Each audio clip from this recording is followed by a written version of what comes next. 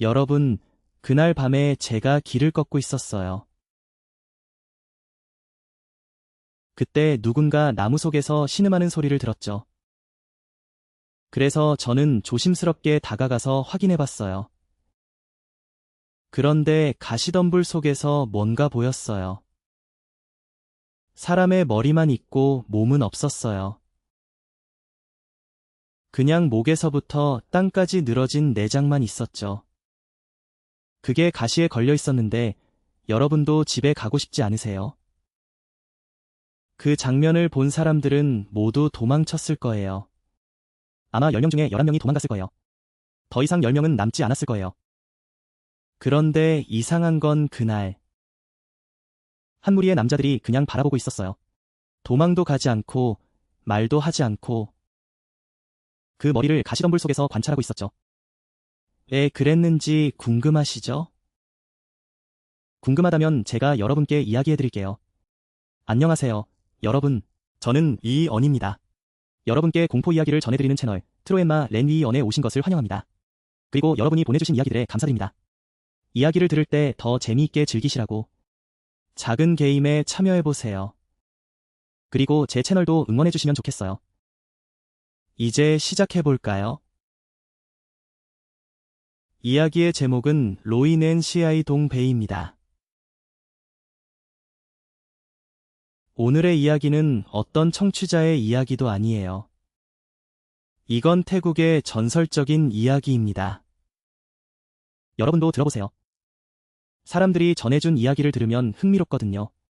그래서 여러분께도 전해드리려고 해요. 이야기는 한 작은 마을에서 일어난 일이에요. 사람들은 그 마을을 반농컨이라고 불러요. 북태국의 깊은 곳에 위치해 있어요. 그 마을은 가난하고 주로 쌀을 재배하며 소와 닭을 기르는 것이 주업이었어요. 그 시절은 정말 오래전 이야기예요. 마치 우리가 7, 8년 전의 시골 같은 느낌이죠. 아직도 많이 원시적이었어요. 그 마을에 한 부부가 살고 있었어요. 남편 이름은 안난, 아내 이름은 니차예요. 두 사람은 결혼한 지 2년이 넘었어요. 마을 끝에 있는 작은 나무집에서 살고 있었죠. 안나는 매일 밭에서 일을 했고 니차는 집안일과 요리를 맡고 있었어요. 그리고 몇 마리의 닭과 오리도 기르고 있었죠. 그때 니차는 임신 중이었어요. 곧 첫 아이를 낳을 날이 다가오고 있었죠. 두 사람의 삶은 평범했어요. 그 시절 다른 사람들과 다를 바 없었죠. 특별한 일은 없었어요. 모든 일이 바뀌기 시작한 건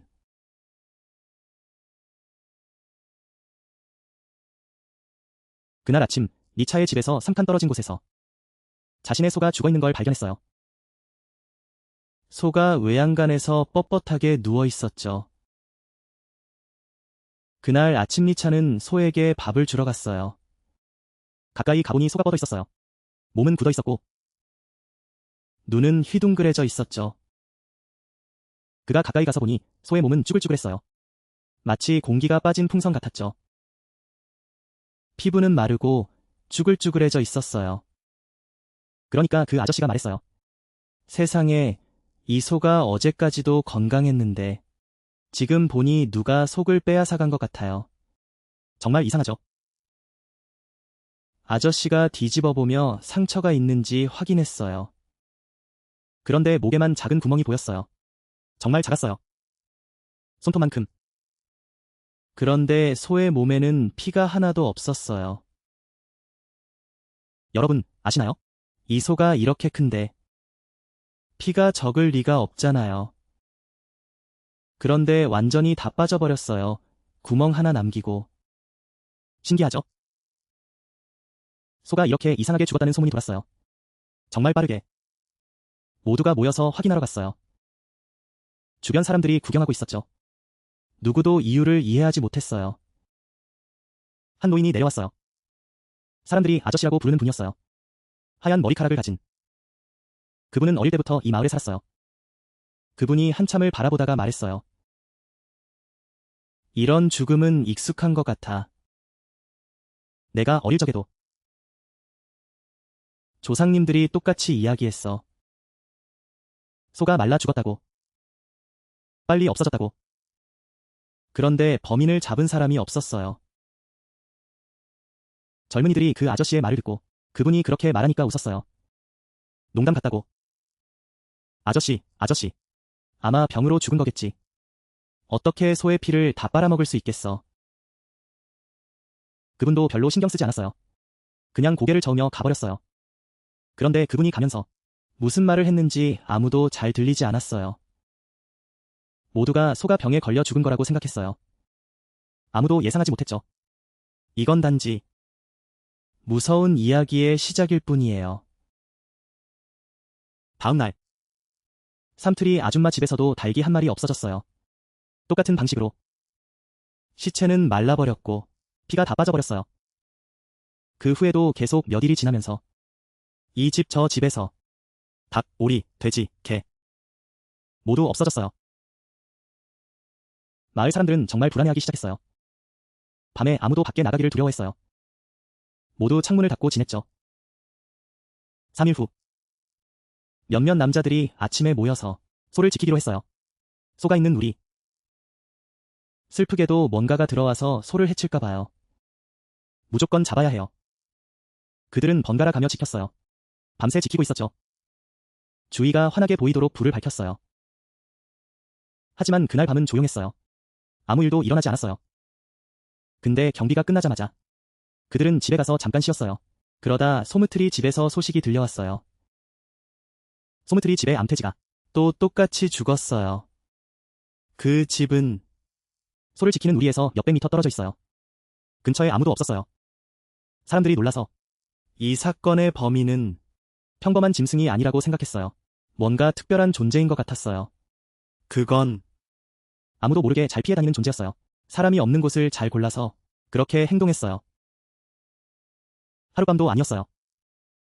늦게 돌아오는 농부들이 푸른 빛에 불빛을 봤다고 했어요. 희미하게. 강가를 가로질러 날아갔대요. 공 하나 정도 크기였어요. 그리고는 갈대 속으로 사라졌어요. 이런 이야기를 들으니 모두가 소름이 돋았어요.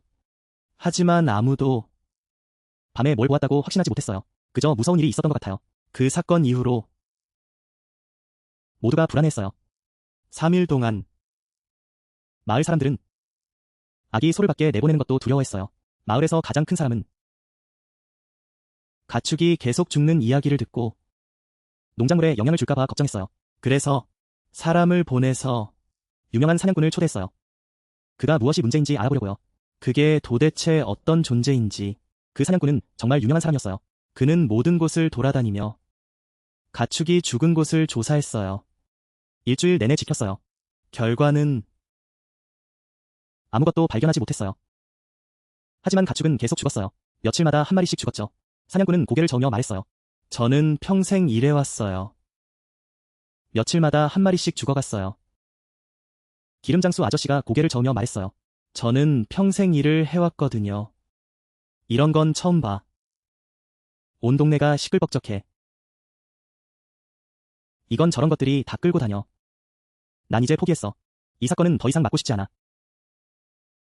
기름장수 아저씨가 도망쳤어. 마을에 큰일이 생겼어. 상황이 예전보다 훨씬 심각해. 이제 모두가 다 알고 있어. 가축이 죽는 일은 계속되고 있어. 이제 집안의 물건들도 영향을 받아. 그것도 이 사건에 연루됐어. 소무트리 아줌마. 그날 가축을 잃은 분이야. 아침마다 아줌마는 빨래를 널었어. 집 앞에 옷을 널어두고. 그날 아줌마가 물건을 가지러 나갔어. 그러다 아줌마의 흰 옷이 붉은 액체로 가득 차 있는 걸 봤어. 마치 피처럼 보였어. 그리고 아주 강한 비린내가 났어. 아줌마는 너무 놀랐어. 그래서 남편과 아이들을 불렀어. 누가 옷에 뭐라도 묻혔어? 이렇게 빨갛게 묻었지? 남편이 누가 옷에 묻힐 일이 없다고 했어. 소무트리 아줌마가 손으로 만져봤어. 그랬더니 아직도 끈적거렸어. 이 피는 닭이나 다른 것의 피가 아니야. 정말 비린내가 심했어. 비린내가 나서 토할 것 같았어. 온 가족이 너무 무서워서 그 옷을 밖에 내다 버리고 태워버렸어. 아무도 다시는 그곳에 가까이 가지 않았어. 이 사건이 단지 한 집에서만 일어난 줄 알았어. 그런데 다음 날 이웃집도 똑같았어. 그리고 세 번째, 네 번째 집도. 내 말이야, 밤에 옷을 밖에 널어두면 아침에 꼭 피가 묻어 있어. 어떤 집은 옷이 아예 없어졌어. 그 집 주인도 이상해. 그 사람은 나이가 많아. 그 집도 근처에 있어. 하루는 옷을 가지러 나갔는데 꽃다발이 통째로 사라졌어. 차에 치여서. 거기에도 붉은 액체가 묻어 있었어. 그 사람은 달려가서 이야기를 전했어. 두 자매는 정말 놀랐어. 지금 그 사람은 아까 말한 대로 임신 중이야. 임신했는데 어떻게 무서울 수 없겠어. 마을 사람들은 이제 정말 걱정하기 시작했어. 그때 한 노인이 모여 앉아 있었어. 그 노인이 한마디 하자 모두 얼굴이 하얗게 질렸어.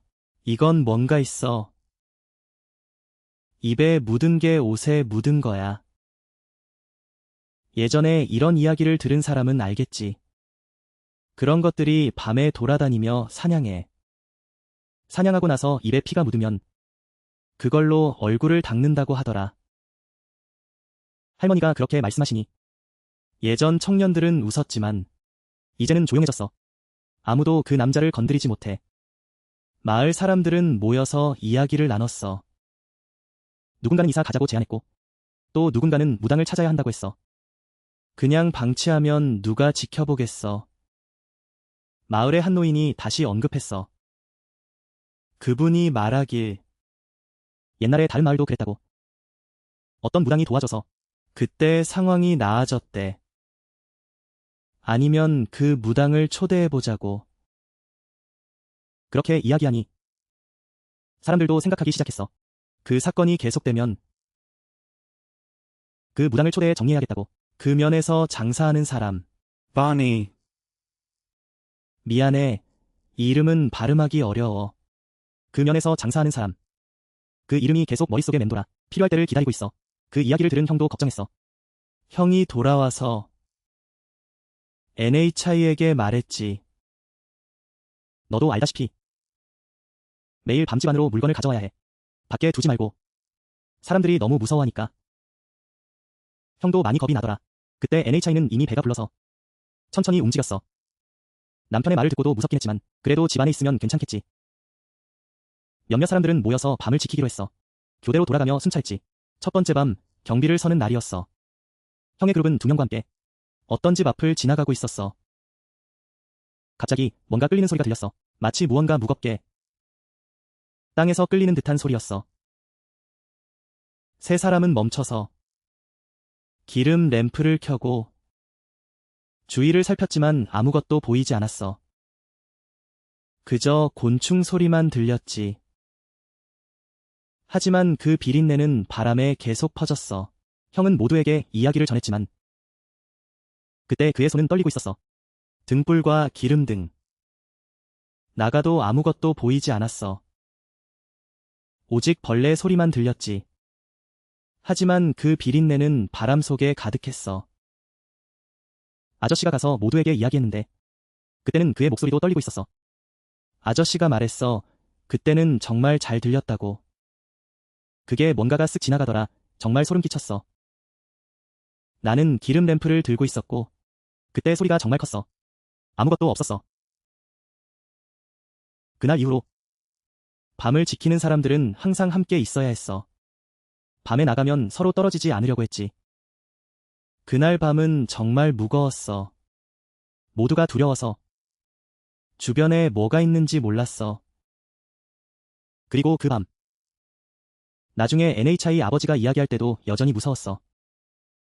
그날 어는 마을의 남자들과 함께 경비를 서야 했어. 그래서 집에는 NHI 아버지 혼자만 있었지. 임신 중이라. 혼자 그 나무집에 누워 있었어. 마치 사람들이 높이 쌓아 올린 집처럼 모두가 안전하게 지내기 위해서. NHI 아버지는 그곳에 누워 잠을 잘 수가 없었어.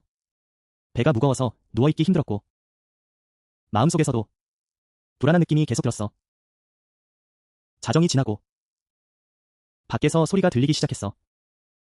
뭔가가 천천히 왔다 갔다 하는 것 같았어. 정말 느리게. 규칙적으로. NHI 아버지는 숨을 죽이고 귀를 기울였어. 소리가 점점 가까워졌어. 그 나무집에 다가왔어. 그때 너무 무서워서 움직일 수가 없었고 그냥 조용히 누워 있었어.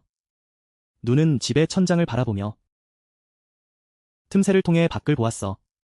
NHI 아버지는 푸른 빛을 보았어. 희미하게 깜빡이는 가끔씩 흐릿해졌다가 또 선명해졌어. 마치 뭔가가 밖에서 떠돌고 있는 것 같았어. 나무집 높이와 같은.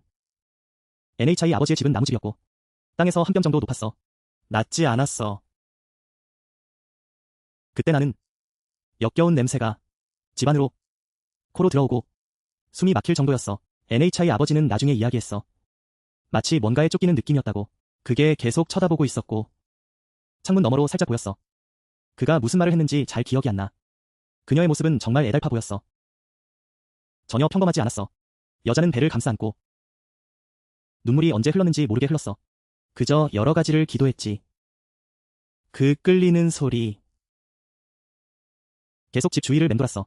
15분쯤 지나고 갑자기 뭔가 느껴졌어. 푸른 빛도 사라졌어. 여자는 그 자리에 누워서 움직이지 못했어. 닭이 울기 시작할 때까지 겨우 숨을 쉴 수 있었지. 그날 아침 남편이 집에 왔어. 그의 얼굴이 창백해 보였고 그래서 무슨 일이냐고 물었지. 여자는 남편에게 이야기를 해주었어. 이야기를 하면서도 떨렸지. 남편은 듣고 나서도 얼굴이 변했어. 그는 뒤뜰로 나가서 확인했어. 그리고 아래에서 뭔가를 발견했지. 여자의 자리에 빛이 있었어. 무언가가 흔들리고 있었고 빨간색이었어. 풀 위에 있었고 냄새는 정말 고약했어. 여자가 말한 것처럼. 남편은 너무 무서웠어. 그는 여자를 남자친구 집으로 데려갔어. 밤에 혼자 집에 두는 게 두려웠거든. 남자친구도 이야기를 듣고 얼굴이 어두워졌어. 그는 잠시 앉아 있다가 말했지. 이건 임신한 여자를 노린 거야. 어른들이 그렇게 말했어. 그런 건 특히 첫아이의 피를 좋아해. 왜냐하면 그 피로 아이를 낳기 때문이지. 여자는 정말 조심해야 해. 남자친구의 말에 남편도 무서워졌어. 지금 임신 중인데 어떻게 두렵지 않겠어. 남편은 남자친구에게 물었어. 예전에 그런 일 당한 사람이 있었냐고? 남자친구는 고개를 끄덕이며 이야기했어. 있어, 20년 전. 옆마을에 임신한 여자가 똑같은 일을 겪었대. 매일 밤 집 주위를 맴도는 소리가 들렸어. 그날 남편이 집에 오지 않았고 아침에 집에 들어가 보니 그 여자가 누워있었어. 얼굴은 창백하고 피가 거의 없었지. 그리고 배 속의 아기도 사라졌어. 그 이야기를 듣고 나도 소름이 끼쳤어. 여자도 울었어. 임신 중에 그런 이야기를 들으면 누가 두렵지 않겠어. 그날 이후로 나는 아내를 혼자 두지 않기로 했어. 밤에는 아내가 남자친구 집에 가서 지내게 했어. 사람들이 많아야 편안하니까. 하지만 그게 끝이 아니야. 바로 다음날 밤 아내의 친구도 임신 5개월째에 똑같은 일을 겪었어. 그 친구는 멀리 일하러 갔고 혼자 집에 있었어. 집에는 저 혼자였어요. 한밤중에 갑자기 잠에서 깼어요. 창문 밖에서 여자의 낮은 목소리가 들렸어요. 마치 손톱으로 벽을 긁는 소리 같았어요. 너무 무서워서 배를 움켜잡고 구석에 앉았어요. 눈은 창문 쪽으로 고정했죠. 창문 틈으로 살짝 보았어요. 빛이 보였어요. 그 빛은 왔다 갔다 했어요. 마치 아버지가 전에 이야기한 것 같았어요. 그때 너무 놀라서 큰 소리로 외쳤어요. 옆집 사람들이 소리를 듣고 달려왔어요. 그들이 도착했을 때 그 빛은 사라졌어요. 그것도 너무 무서웠던 것 같아요. 아마도 무서워서 그랬겠죠. 그것은 어둠 속으로 사라졌어요. 다음 날 그 이야기를 아버지에게 했어요. 두 사람은 서로 안고 울었어요. 너무 무서워서 자기 집에 못 있겠다고 했어요. 그래서 함께 지내기로 했어요. 이야기는 마을에 퍼졌어요. 그것은 가축만을 노리는 게 아니었어요. 여성들이 있는 집은 모두 조심해야 했어요. 옆집의 남편도 아내가 무서워했어요. 모두 함께 자고 밤에 안전하게 지냈어요. 그 후 며칠 동안 마을은 조용했어요. 더 이상 사건이 없었어요. 하지만 모두 알았어요. 이 평화는 잠시뿐이라는 걸.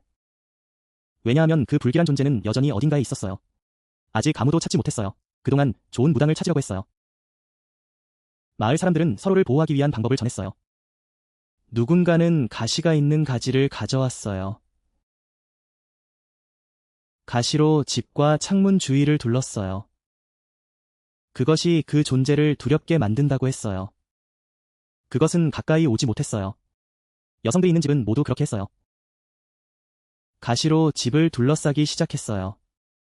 이 방법은 우리 전통의 악기를 막는 것과 비슷했어요. 예전에는 정문과 창문에 뼈를 걸어두곤 했어요. 그 방법은 어느 정도 효과가 있었어요. 며칠 동안은 아무 집도 방문당하지 않았어요. 하지만 사람들은 알았어요. 이건 임시 방편일 뿐이라는 걸. 진짜로 끝내려면 범인을 찾아야 했어요. 능력 있는 무당이 필요했어요. 그리고 또 하나의 이야기가 있어요. 마을 사람들이 주목하게 된 것은 말리라는 여자였어요. 그녀는 오래된 집에서 혼자 살고 있었어요. 그 집은 오래된 묘지 근처에 있었어요. 말리는 그때 25, 26세였어요. 아름다운 흰 피부를 가진 여자였어요. 하지만 그녀는 마을 사람들과 잘 어울리지 않았어요. 말리는 도안이라는 여자의 손녀였어요. 도안은 2년 전에 세상을 떠난 유명한 무당이었어요. 도안이 살아있을 때 그녀는 약초에 능한 사람으로 유명했어요. 마을 사람들은 아프면 그녀에게 도움을 요청했어요. 하지만 그녀에 대한 소문도 있었어요. 젊었을 때 도안은 금기를 배웠다고 했어요. 그 금기는 다른 무당들이 피하는 것이었어요. 아무도 그녀에게 도움을 요청하지 않았어요. 할머니가 돌아가신 이후로 말리는 할머니의 오래된 집에서 혼자 살고 있었어요. 약초를 다루는 것 외에는 3일 동안 사람들은 그녀가 항상 피곤해 보인다고 했어요. 얼굴은 잠을 못 잔 것처럼 보였고 걸음도 느릿느릿했죠.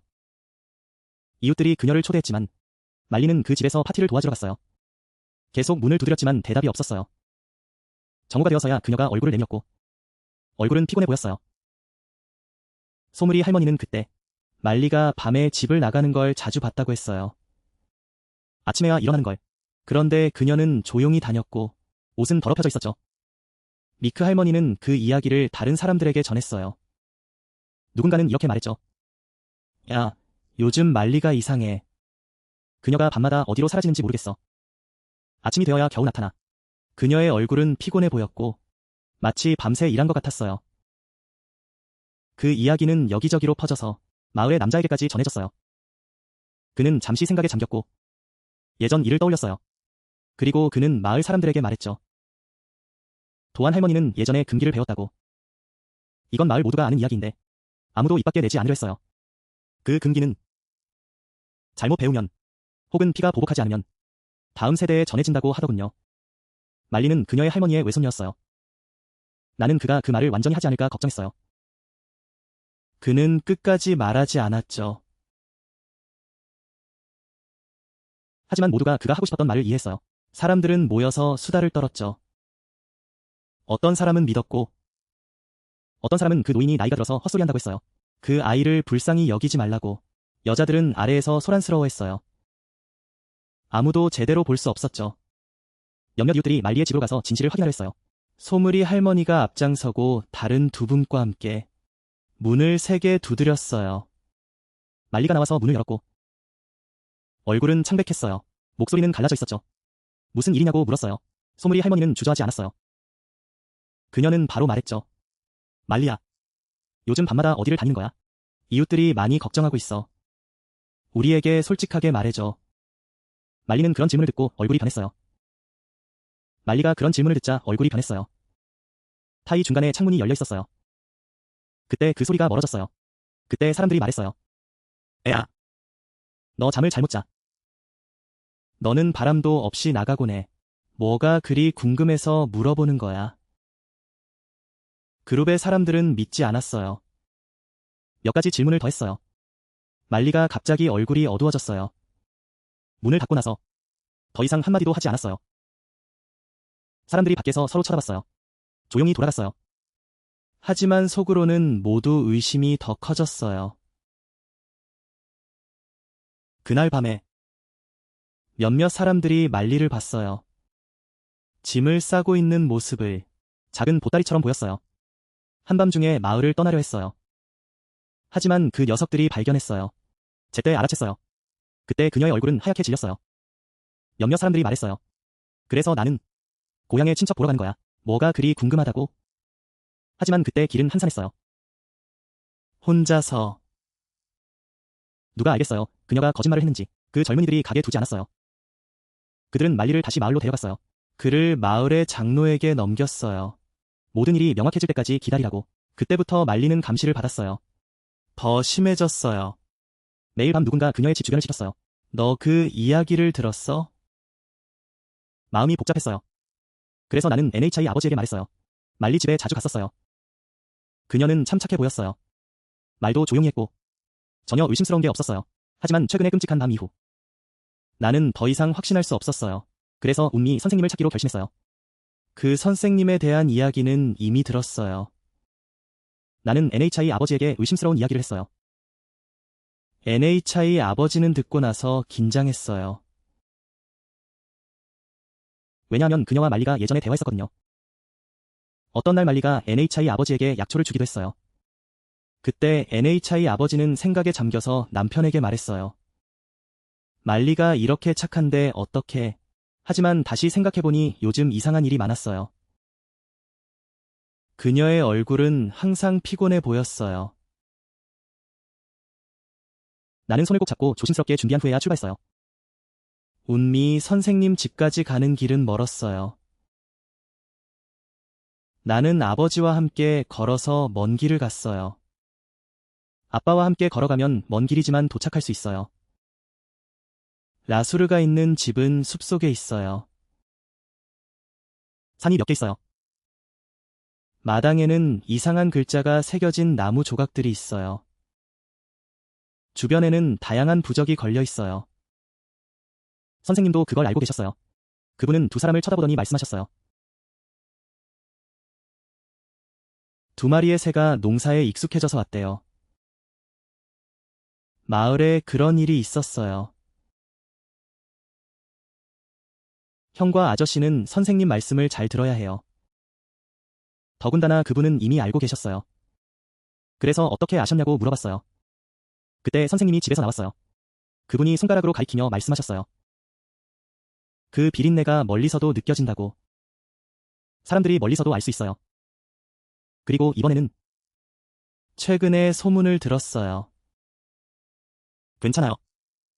제가 자세히 설명해 드릴게요. 그분, 라수르가 두 사람을 집으로 초대하고 물을 대접했어요. 그분이 이야기를 시작했어요. 그분이 말씀하셨어요. 이런 나무는 3일 동안은 평범한 사람처럼 살아가요. 먹고, 웃고, 이야기하는 건 똑같아요. 하지만 밤이 되면 머리가 신을 벗어나요. 그건 배 속에 장기를 끌고 나가요. 그건 먹이를 찾으러 나가요. 특히 신선한 고기를 좋아해요. 살아있는 것. 특히 갓 태어난 여성의 고기를 좋아해요. 태반을 함께 먹어요. 신선한 고기가 다 떨어지면 더러운 것, 썩은 것도 먹어요. 아저씨, 제가 말한 건 다 맞아요. 그분이 왜 그런 게 존재하는지 물어보셨어요. 그래서 라수르가 더 설명해 주셨어요. 이건 보통 주술을 잘못 배워서 생긴 거예요. 그게 자신에게 돌아온 거죠. 그리고 그 업보가 집안의 자손에게 전해져요. 특히 딸에게요. 제가 들은 바로는 이 마을에 새로 돌아가신 여선생님이 계셨대요. 젊었을 때 그분은 주술을 배워서 손녀에게 전해졌어요. 형과 아저씨는 서로 쳐다봤어요. 속으로는 그 선생님이 아무에게도 말하지 않았을 거라고 생각했어요. 선생님은 그분이 주술을 배우다가 실수했다고 말씀하셨어요. 그 업보는 그분이 죽을 때까지 따라다녔어요. 하지만 풀지 못한 채 손녀에게 전해졌어요. 손녀는 자신이 뭔지 모를 수도 있어요. 아기를 데려가세요. 그것이 무엇인지도 모를 때가 있어요. 병에 걸린 줄 알았어요. 계속 피곤했죠. 밤이 되면 그 모습이 드러났어요. 거기서 아저씨가 더 궁금해졌죠. 간단히 말하면 그런 부적 같은 건 필요 없었어요. 그러자 옌미 아저씨가 한숨을 쉬며 이야기를 이어갔어요. 젊었을 때 어머니가 첫 딸을 데리고 병을 치료하러 갔어요. 의사가 고치지 못했죠. 어머니는 막다른 길에 한 무당을 찾아갔어요. 저쪽에서 부적을 배우고 싶다고. 그 무당도 조금 이상했죠. 하지만 어머니에게 조건을 하나 요구했어요. 그 조건은 비밀이었고 죽을 때까지 아무도 모를 거예요. 딸을 구하면 그 아이는 불행해질 거라고. 어릴 때부터 불행했죠. 그때부터 백가는 혼자 살게 되었어요. 손녀는 말리였죠. 항상 마음에 짐을 지고 살았어요. 인생의 빚을 갚는 것처럼. 그런데 과거에 지은 죄가 결국 그녀의 유일한 손녀에게 돌아왔어요. 이야기를 들으면 누구나 알겠죠. 그 라수르가 누구인지. 그 후 두 사람은 물어봤어요. 해결 방법이 있는지. 그러자 무당이 말했어요. 오늘 밤 가서 확인해보겠다고. 그날 밤 앤미 아저씨, 노인과 아저씨가 몇몇 남자들과 함께 숲속에 숨었어요. 말리 집에서 조금 떨어진 곳에. 작은 집이지만 눈에 띄게 조용했어요. 그날 밤 달빛이 부드럽게 비쳤죠. 모두 조용히 숨죽이며 긴장했어요. 첫 번째 밤의 매복. 그들은 밤새 숲속에 숨어 있었어요. 그런데 말리 집은 조용했죠. 아무런 움직임도 없었어요. 모두 지쳐갔고 목이 물려서 얼굴도 가렸고 누군가는 지쳐서 돌아가려 했어요. 그때 아저씨가 말했어요. 아마 진짜가 아닐 수도 있다고. 계속 기다리는데 아무것도 보이지 않았어요. 무당이 고개를 저었어요. 모두 한 번 더 밤을 지새우자고. 그는 설명했어요. 어젯밤 그 아이가 누군가가 있다는 걸 느꼈을 거라고. 그래서 숨고 나가지 않았을 거예요. 진짜 사건은 두 번째 밤에 시작될 거예요. 자정이 가까워질 때. 그래서 조용히 숨고 싶어져요. 그건 바로 두 번째 밤이에요. 모든 일이 진짜로 시작되는 거죠. 자정이 가까워질 때. 말리의 집안에서 갑자기 푸른 빛이 번쩍였어요. 그리고 천천히 뭔가가 집에서 나왔어요. 그것은 느릿느릿 공중에 떠다녔어요. 그 뒤에는 내장 같은 게 끌려 나왔고 좁고 긴 형태였어요. 사람들이 자세히 보니 깜짝 놀랐죠. 그것은 바로 말리의 머리였어요. 얼굴은 3일 전과 똑같았고 지금은 푸른 빛을 내고 있었어요. 정말로 유령 같았죠.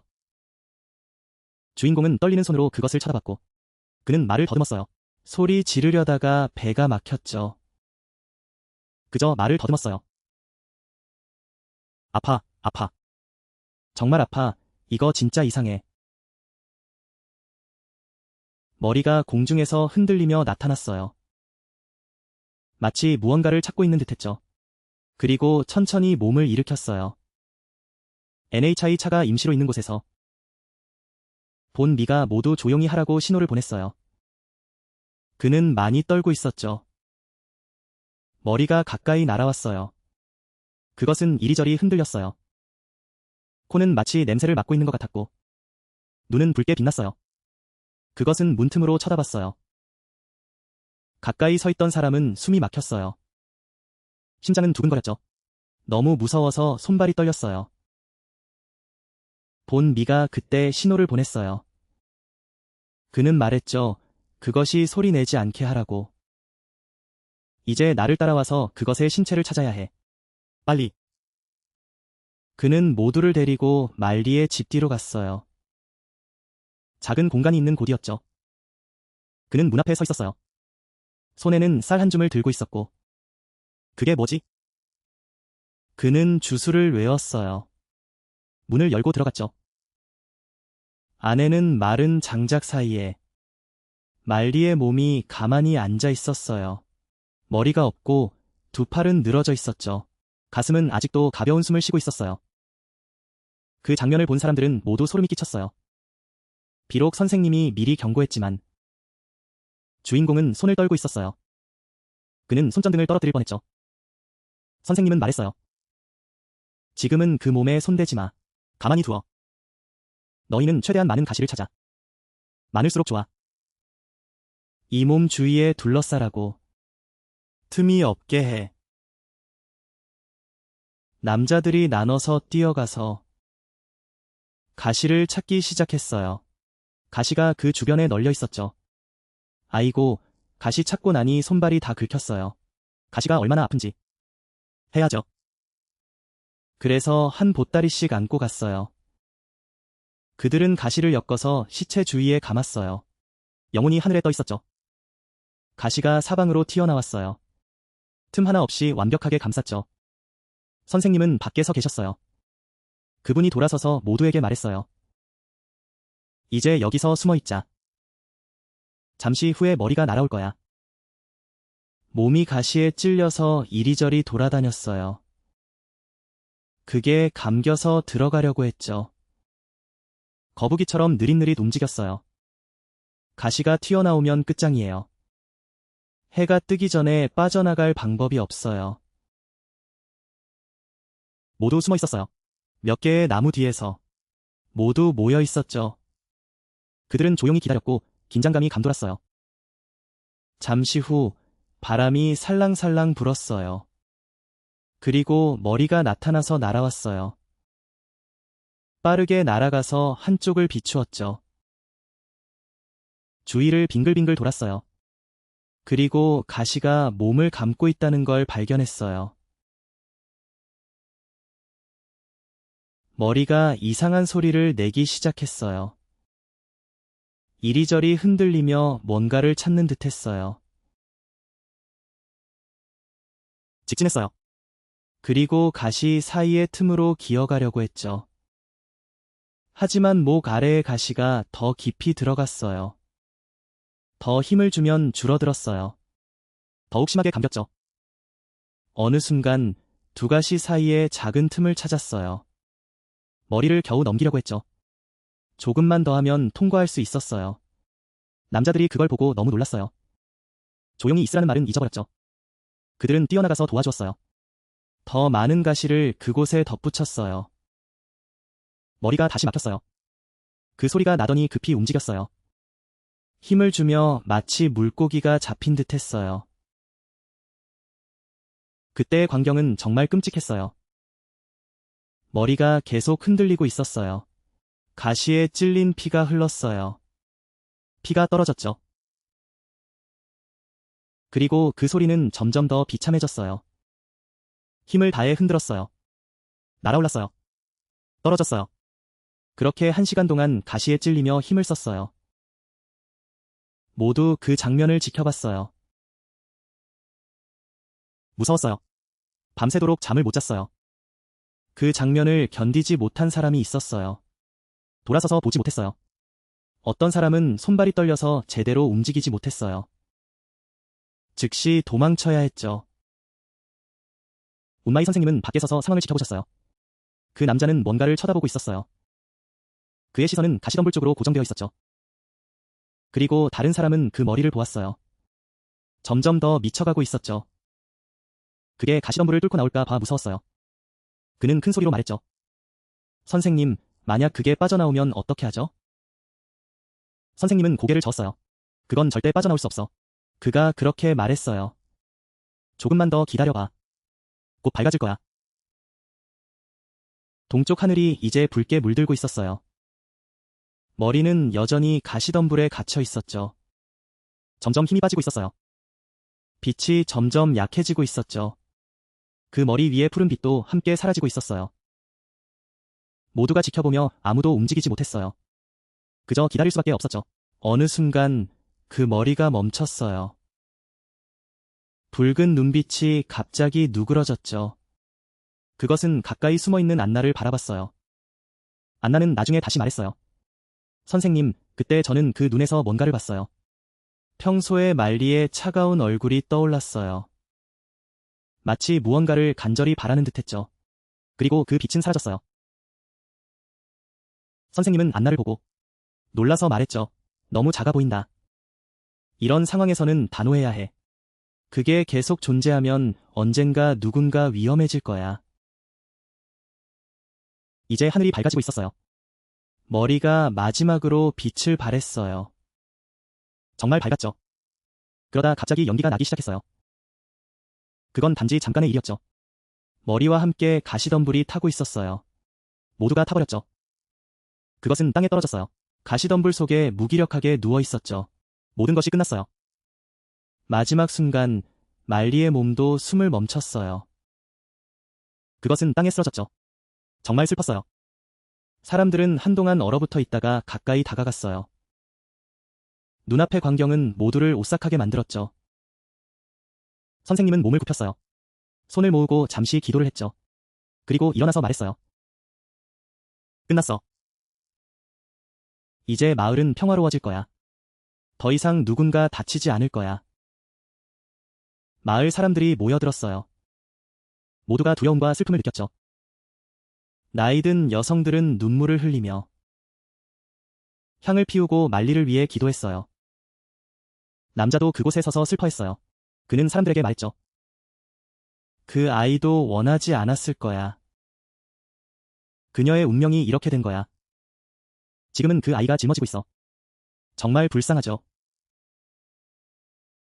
그 사건은 어땠을까?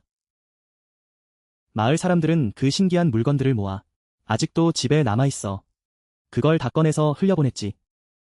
마치 평생의 업을 없애는 것처럼. 말리의 무덤은 마을 사람들이 잘못이어. 매년 기일이 되면 누군가 와서 제사를 지내. 한 생명을 위로하는 거지. 우연히도 업이 얽힌. 그 후에 그녀는 아주 귀여운 아들을 낳았어. 엄마와 아기가 함께. 그 아기가 태어난 밤. 형은 문 밖에 서서 고요한 밤하늘을 바라봤어. 이제는 푸른 빛이 사라졌고 모든 것이 평화로웠지. 그때 진짜로 안도의 한숨을 쉬었어. 안전하게 태어난 아기. 그 후 얼마 지나지 않아. 두 아이는 마을에서 자라. 나중에 친자매처럼 가까워졌어. 엄마는 항상 말하곤 했지. 두 아이는 태어날 때부터 인연이 있었고 같은 위기를 함께 넘겼다고. 그리고 밤에 밖에 빨래를 널면 그 사건 이후로 마을 사람들은 소문을 퍼뜨렸어. 해가 지면 반드시 옷을 집 안으로 가져와야 해. 밖에 두면 안 돼. 모두가 두려워해. 혹시라도 그게 나타날까 봐. 그게 만약에 피를 묻혀서 내 옷에 닿으면 그때는 정말 무서울 거야. 그 전통. 지금도 태국의 시골에서는 여전히 지켜지고 있다고 해. 그리고 그 소문은 세대를 거쳐 계속 전해져. 조상들이 손자들에게 이야기하고 손자들은 다시 다음 세대에 전해. 그렇지. 라수르 전설에 대한 이야기는 오늘 여기까지입니다. 들으신 분들은 아마 소름이 돋았겠죠? 하하. 그리고 사랑하는 여러분. 이야기가 재밌었다면 제 채널 구독해주세요. 좋아요와 공유도 잊지 마시고